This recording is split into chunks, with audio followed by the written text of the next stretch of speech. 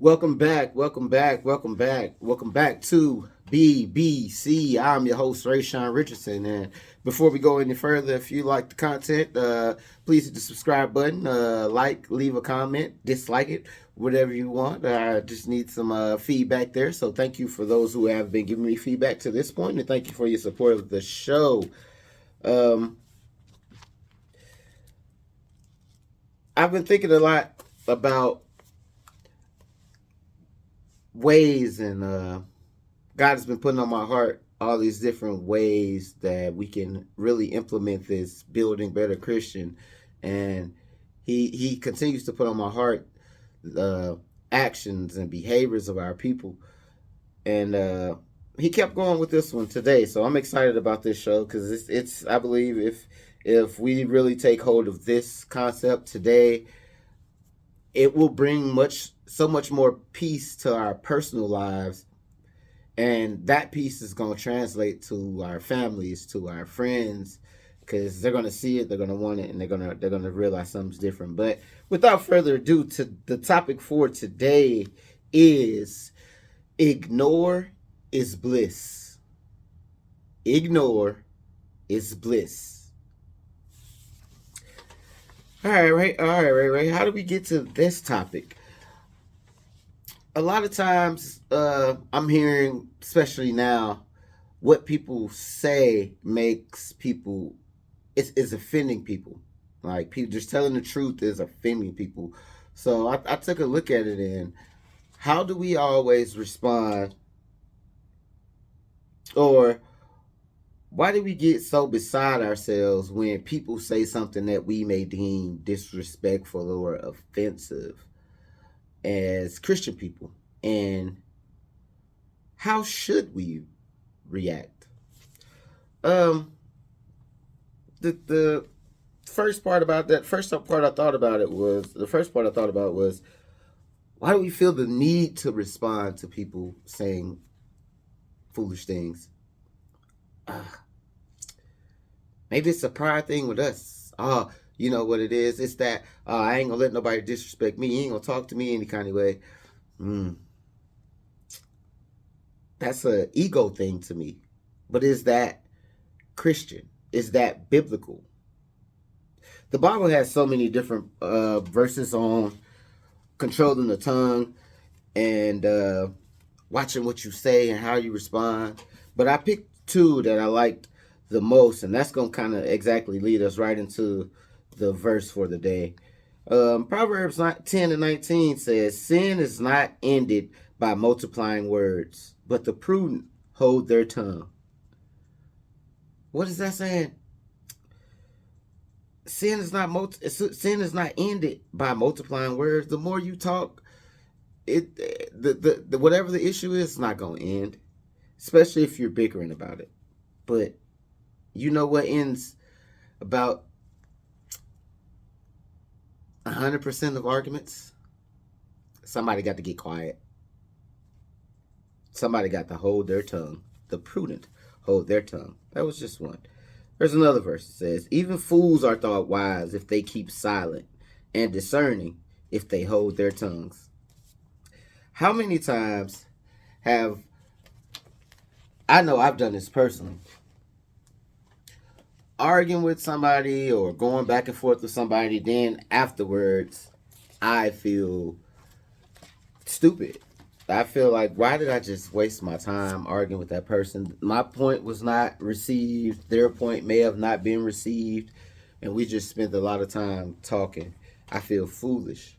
But it says, even fools are thought wise if they keep silent, and discerning if they hold their tongues. Keep in mind, all of this is tying directly back into the subject for today, which is ignore is bliss.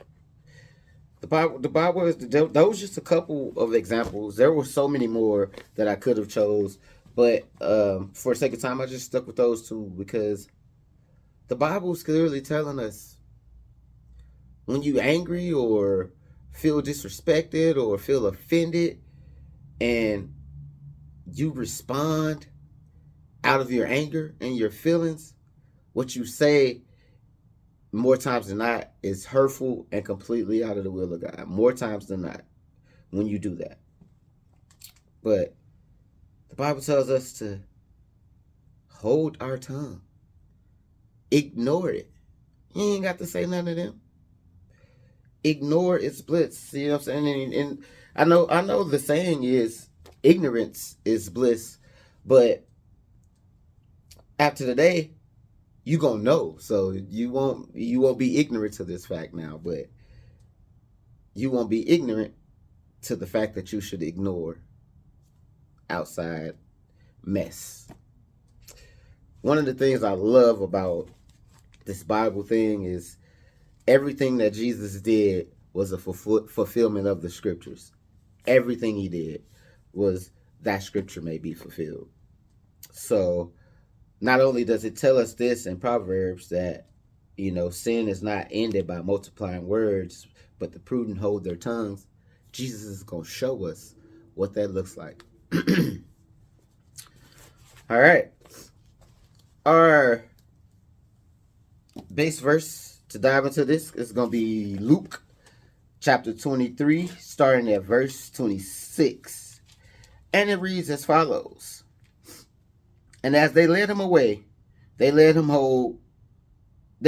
hold upon one Simon, a Cyrenian, coming out of the country, and on him they laid the cross, that he might bear it after Jesus. And there followed him a great company of people and of women, which also bewailed and lamented him. But Jesus, turning unto them, said, Daughters of Jerusalem, weep not for me, but weep for yourselves and for your children. For behold, the days are coming in the which they shall say, Blessed are the barren, and the wombs that never bear, and the paps which never gave suck.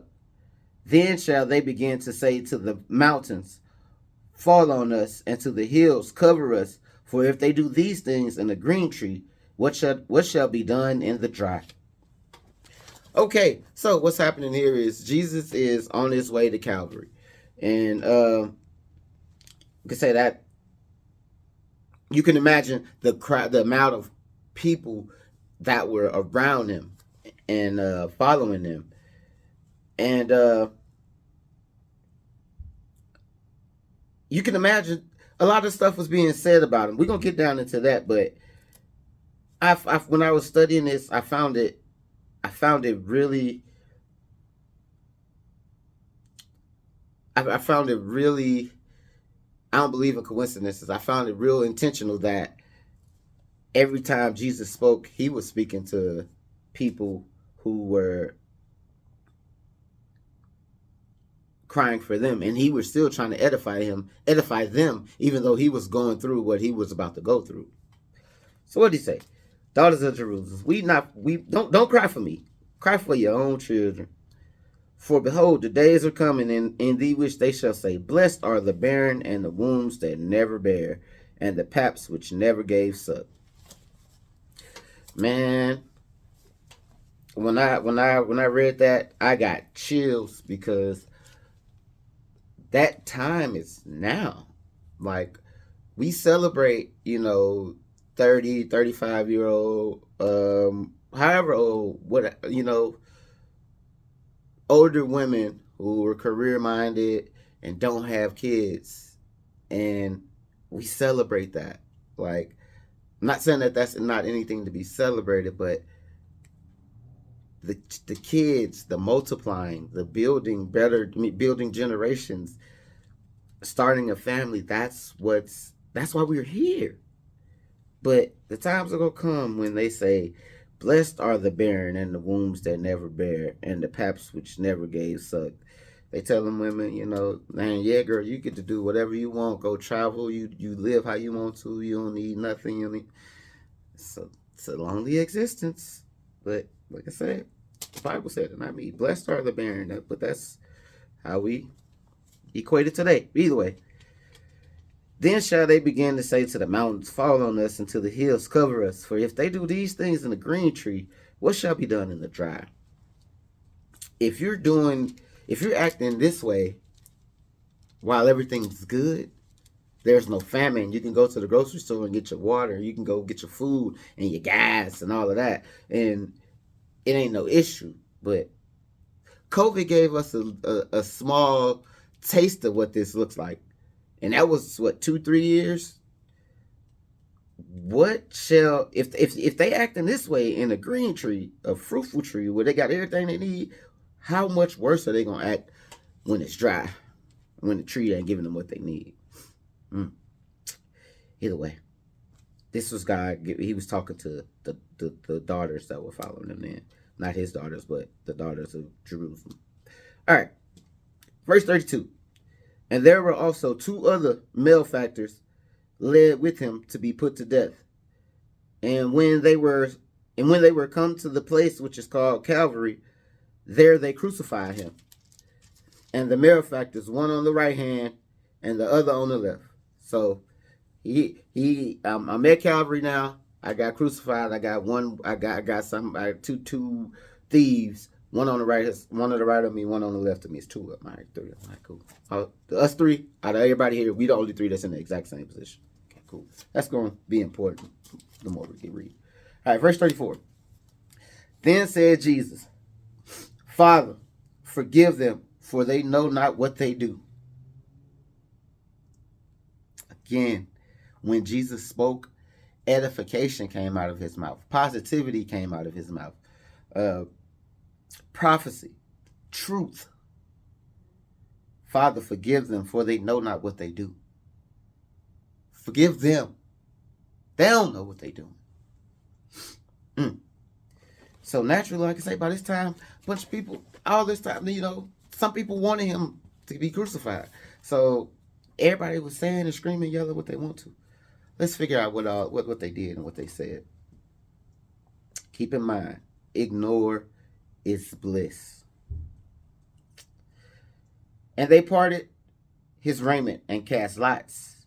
And the people stood beholding, and the rulers also with them derided him, saying, He saved others. Let him save himself, if he be Christ, the chosen of God. Mocking him, right? Man, what I like about people, what we term and what we deem as disrespectful, is the worst kind of disrespect. Is the kind that's true. What they said was true. And the rulers also with them derided him, saying, He saved others, let him save himself, if he be Christ, the chosen of God. He could have saved himself. But in saving himself, he wouldn't have saved us.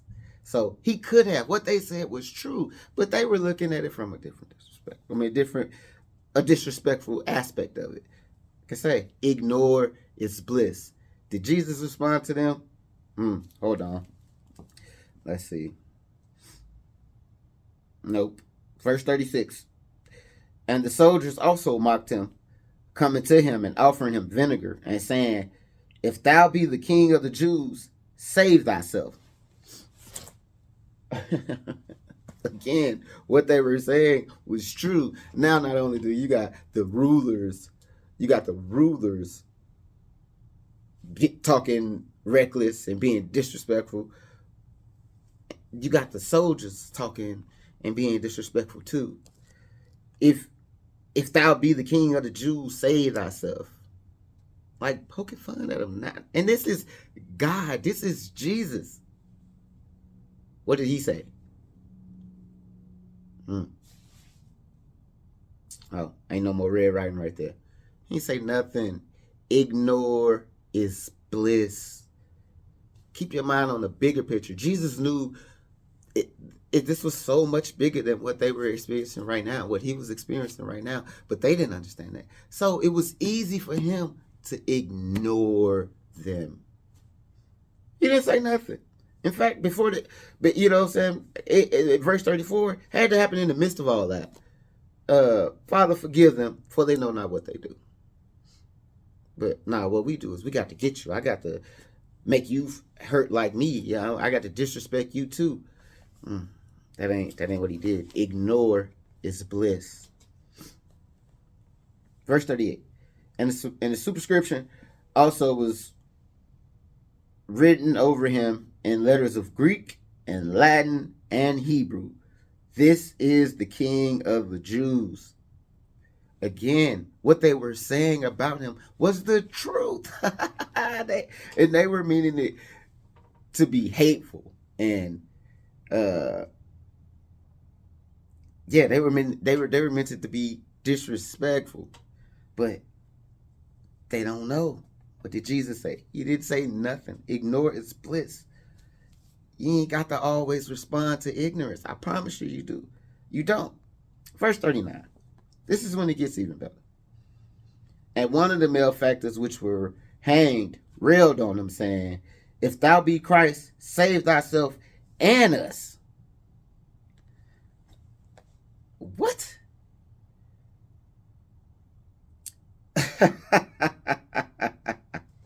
You in the exact same position as me.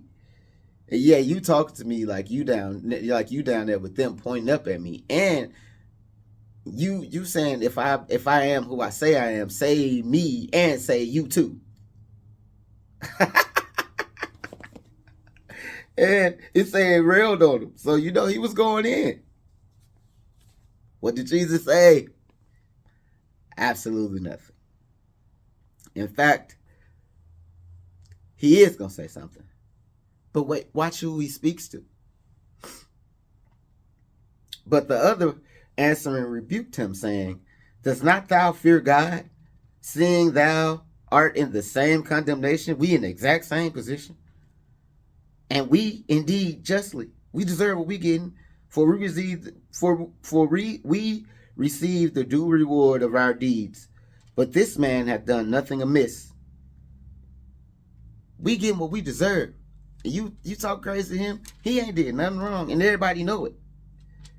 And he said unto Jesus, Lord, remember me when thou comest into thy kingdom. And Jesus said unto him, Verily, I say unto thee, today shalt thou be with me in paradise. Now, ignore its bliss. Like I said, you know, along that whole march, throughout this whole trial, from the Garden of Gethsemane all the way up until now, no doubt people have been absolutely disrespectful and saying hurtful things to Jesus throughout the whole thing. There's evidence in there if we go back and read it. But he only spoke in this part of the story to the positive people, to the people that were after his own will, that the people that believed on him. The people that didn't believe, he said one thing to them, and it wasn't even to them, it was about them. Father, forgive them, for they know not what they do. Ladies and gentlemen, how does this help us build better Christians? Ignore is bliss.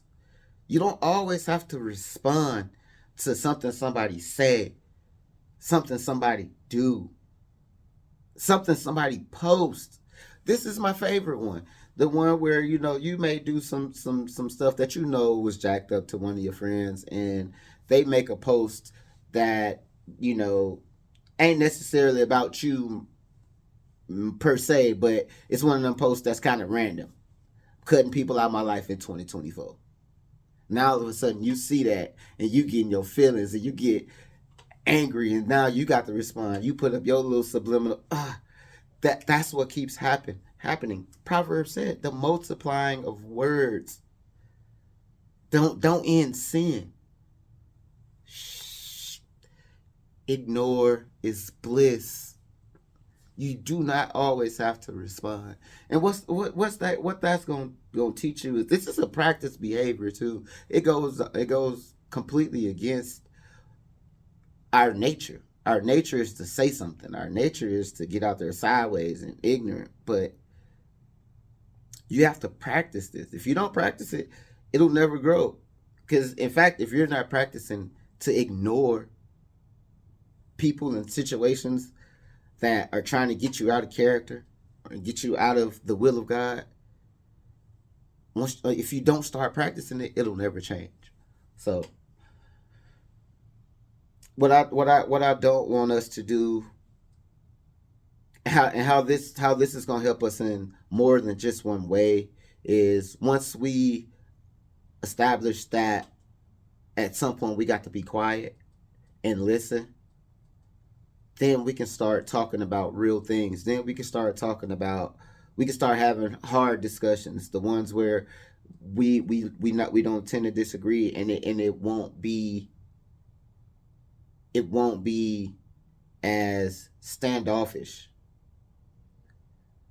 If we learn to maintain that peace, ignore is bliss. Don't forget the it's bliss part about it.